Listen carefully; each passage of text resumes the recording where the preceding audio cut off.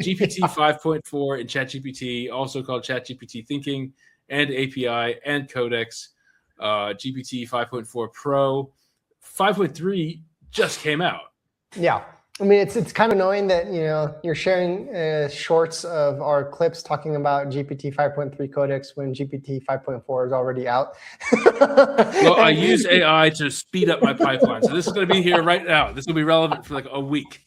But, some people have been posting about, hey, this is confusing, all these different models, and someone from OpenAI replied, yeah, shipping too fast, we'll fix, But so there's some interesting things about this model. One of the interesting things is it has unified this, these lines that had diverged a while back in between the coding model and the general model.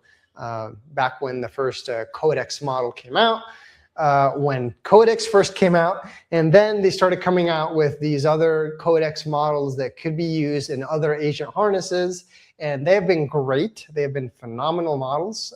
And GPT 5.2 Codex was one of, we already talked about this in the last episode, but was really good. And 5.3, half the token usage, but they were separate models. Now GPT 5.4 is combined the two, and there's some benefits and there's some drawbacks. One of the drawbacks is it's more expensive.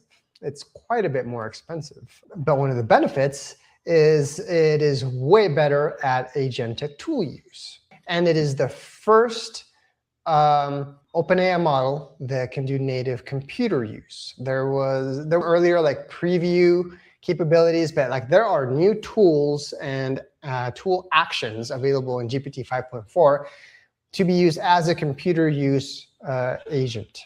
This is why I'm low on sleep. I was trying to get this to work. Amazingly, there isn't like a widely available harness. You need a harness to drive the model to actually operate your computers, and it's not something that OpenAI provides. I did eventually find one just as I was about to build my own from scratch. And it's interesting. There's some cross-platform abilities to use this in Linux and use it in Windows and use it in Mac, and they've been around for a while, and they've worked with other VLMs. But it will be interesting to see how it would work with this that has kind of native computer tool use capabilities.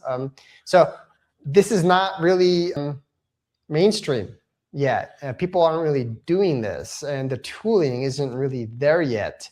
But what's going to happen is people are going to stop paying $250 a month for proximity computer when you have an open source harness and you can just pay a few tokens on GPT 5.4 and have the same thing, for cents on the dollar. So the idea of computer use is to get to that.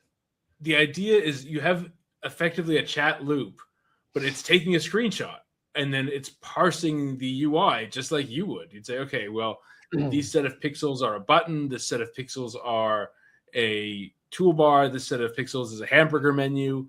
And it is parsing that UI using its image recognition capabilities. And part of what it means by harness is then, like when you're using a computer, you don't think I'm going to click on pixel 257 by 542.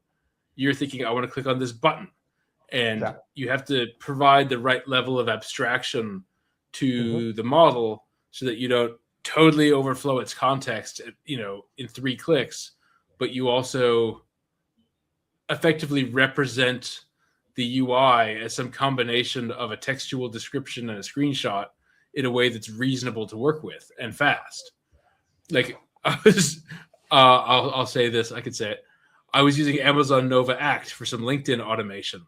And the initial thought was, oh my gosh, am I going to get myself banned? I was like, no, it is so slow. I will never get banned because it's taking a screenshot, taking 10 seconds to figure out what to do with itself. There's no way in hell I'll ever get banned using Nova Act. But as the stuff gets faster, or, you run it in parallel, obviously.